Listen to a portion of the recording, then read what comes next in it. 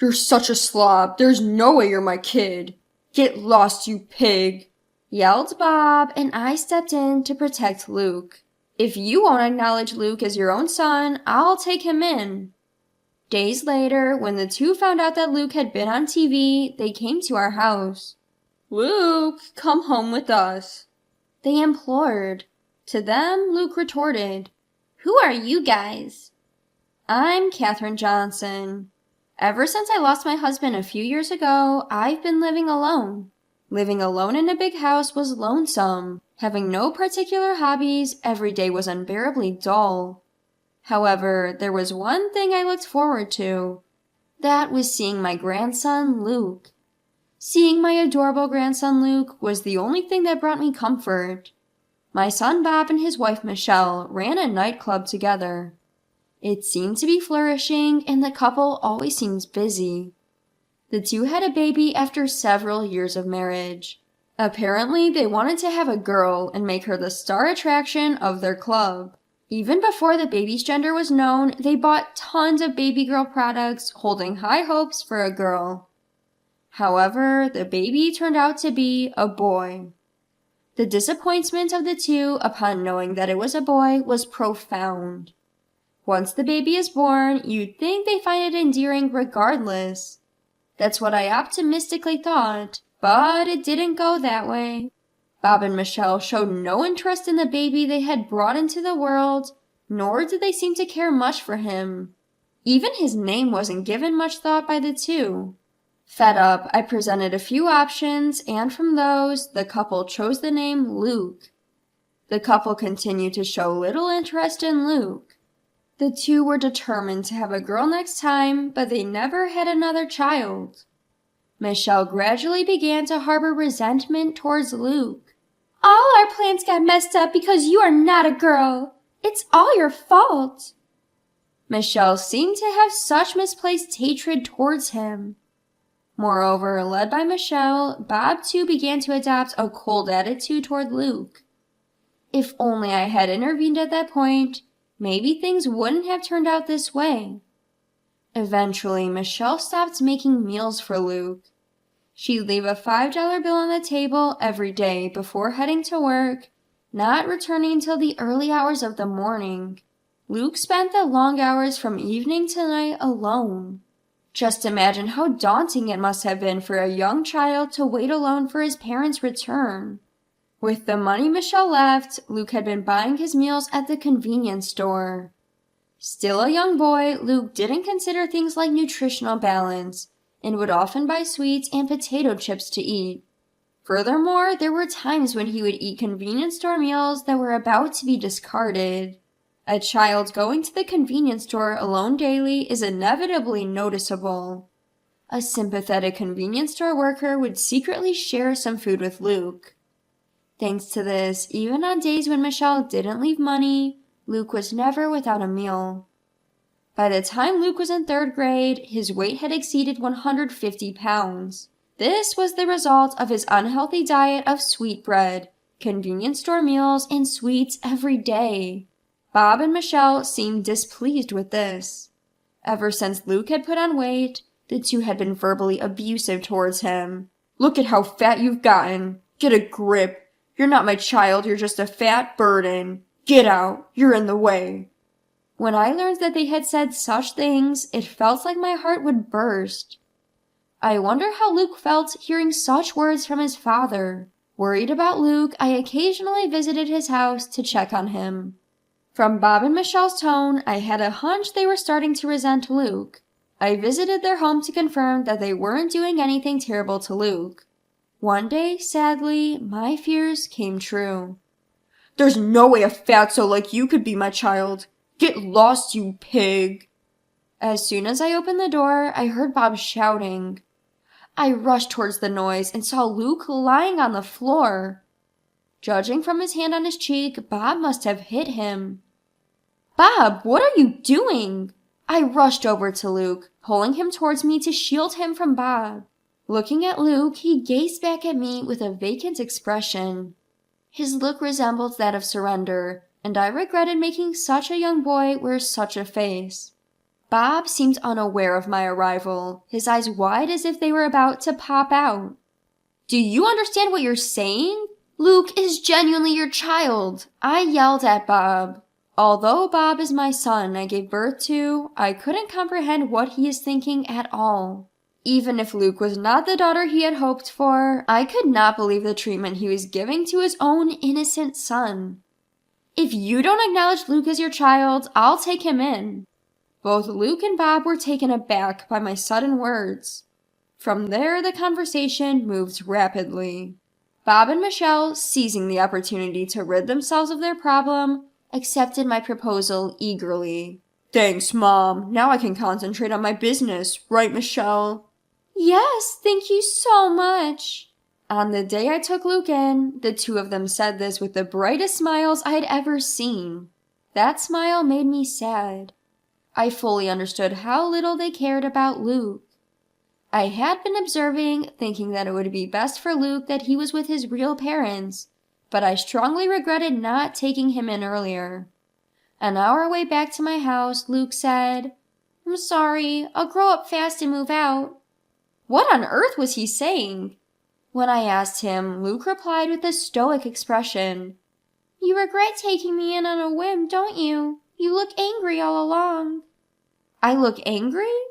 Luke nodded sadly. "No, I regret not doing this sooner. I should have let go of my notion sooner that you must be happier to be with your real parents." "Aren't you annoyed with me?" Luke looked at me with anxious eyes. I tightly hugged Luke. "No way! I know for sure that I love you more than those two." Luke seemed uncertain of how to react. He was freezing like a statue for a while, and then he mumbled softly, "This is the first time I've been hugged."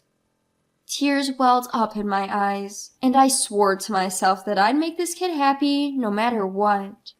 From that day on, Luke transformed into a lively and cheerful kid. He started laughing more than I could have ever imagined, and he also became more talkative. Every day when he returned home from school, he would help prepare dinner while excitedly sharing the day's events. "You seem very cheerful today, Luke. Did something good happen?" "Do you know, something funny happened today. While we were singing in music class, a sparrow flew into the room. The teacher was in such a frenzy.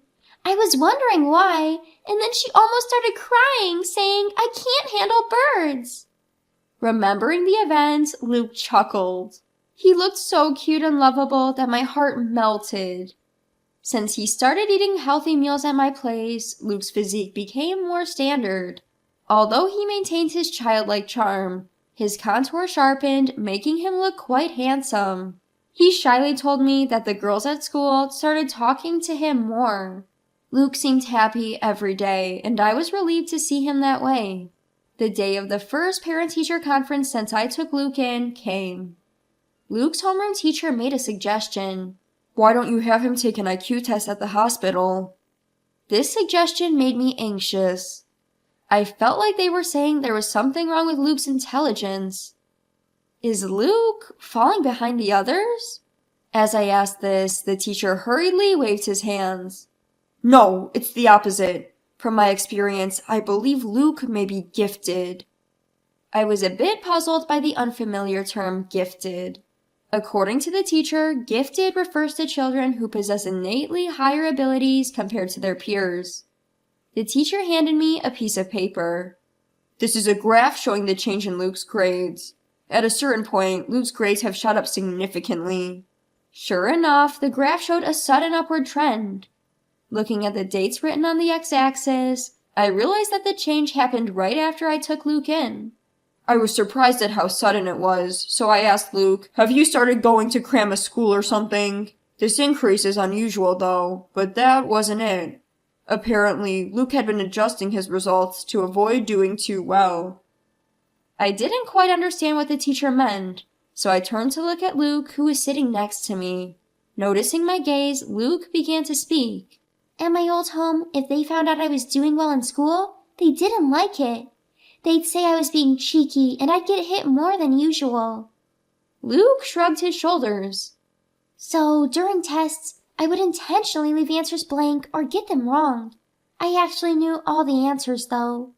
Luke smiled smugly.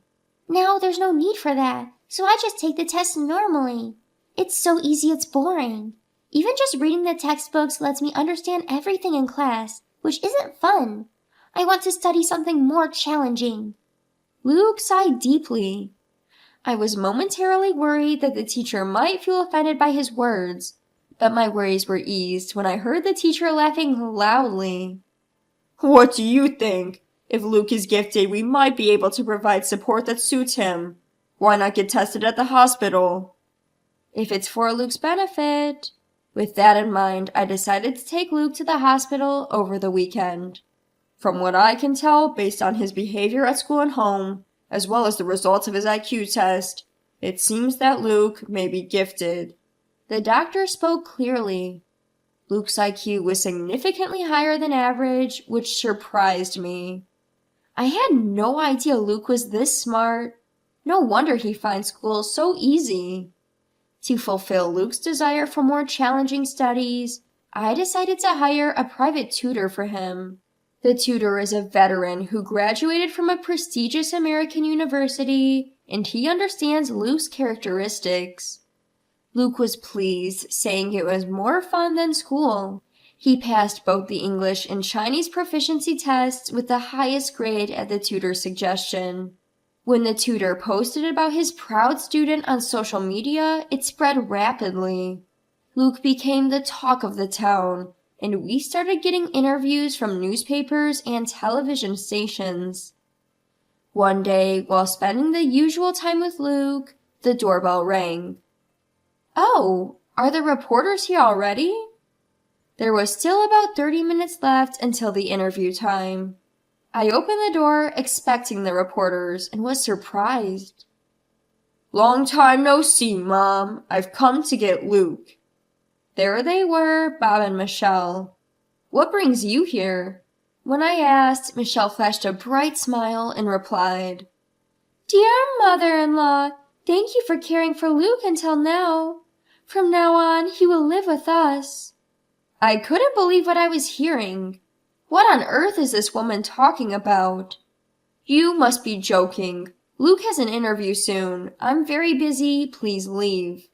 Upon hearing the word interview, Bob and Michelle's eyes lit up. So it really was Luke. We saw it on TV. Our son is truly remarkable. Their faces turned towards each other, excitement bubbling between them. And then they blurted out an outrageous idea. If Luke comes back, our shop will be secure. Beside Bob, Michelle was nodding fervently. If we get customers who come to see Luke, our sales will go up. In the long run, we could even leave the management to him. That would make life easier for us. I was astounded at the self-serving thoughts of the two. After claiming that Luke isn't their child, they show up to take him back when they realize how talented he is. A child is, Luke is, not a possession of his parents. Don't you understand? I had reached the limit of my patience. Just as I was gearing up to give them a piece of my mind, Luke appeared behind me. Seeing Luke, Bob and Michelle broke into smiles. Their smiles only stoked my irritation. However, their smiles were shattered by a single phrase from Luke. Who are you guys? Luke asked, staring at the two straight on. They looked bewildered. Who are we? We're your dad and mom. You're our beloved child who I suffered to give birth to. Michelle's words made me feel sick. How dare she call him her beloved child? Just as I was about to retort, Luke smirked and said, My only family here is my grandmother. I don't know you people who abandoned me. He stated this firmly. Luke, that woman is your grandmother, not your mother. Come back home with us. Bob tried to persuade him gently, but Luke glared at him. My home is here with my grandma. Unlike you, she's always shown me love. You abandoned me, and now you want to reclaim me because you think I'm useful? You're not my parents. It was the first time Luke had ever raised his voice like that. Bob and Michelle cringed at his outburst. Bob, visibly irritated, tried to grab Luke's arm. Just as I was about to intervene, a voice called out from behind Bob. "Is what he said true? Did you abandon him?" Journalists began to gather around, their faces solemn. They had come to interview Luke. It was already the time of our appointment with them. Reporters surrounded Bob and Michelle. They circled Bob and Michelle, firing off questions at them. Later, this interview was broadcast on television with the sensational title, "The Sad Past of a Genius Boy, Confronting the Parents Who Abandoned Him." The impact was immense. The couple was lambasted on social media, and their business received numerous angry calls. "How could you abandon him just because he wasn't a girl? Don't try to manipulate your child for your own convenience." On top of the angry calls, crowds of people apparently gathered to see the faces of these terrible parents. Needless to say, business could not operate normally under these conditions. In desperation, Michelle reached out to her parents for help, only to receive a cold response. "You reap what you sow. Deal with it yourself. We have no intention of helping anyone who would abandon their child." Bob and Michelle were universally scorned and abandoned. The two of them were reportedly upset, crying out, "Why is this happening to us?" Hopefully this incident will be a wake-up call for them. Although, given their current attitude, the prospects seem bleak. After that incident, Luke and I quickly moved away. I want to cut ties with them. I can't stand going through this over and over. I respected his decision, and we moved far away to prevent the two of them from ever approaching Luke again. We would have sought legal measures if we could, but it seems it's hard to sever ties with biological parents, even if they are adoptive. In Luke's new school, he made a good friend, who seemed to understand him well. Luke would bring him home, show him his homemade programming, and happily explain his points of interest. While I find Luke's interests a bit hard to follow, his friend seems to understand, listening attentively and nodding as Luke explains. From time to time, they would be engrossed in a discussion about programming. Seeing Luke so happy always made me feel glad we moved here. Thanks to his new friend, Luke has been able to live freely and happily every day. I hope they continue to get along well and support each other.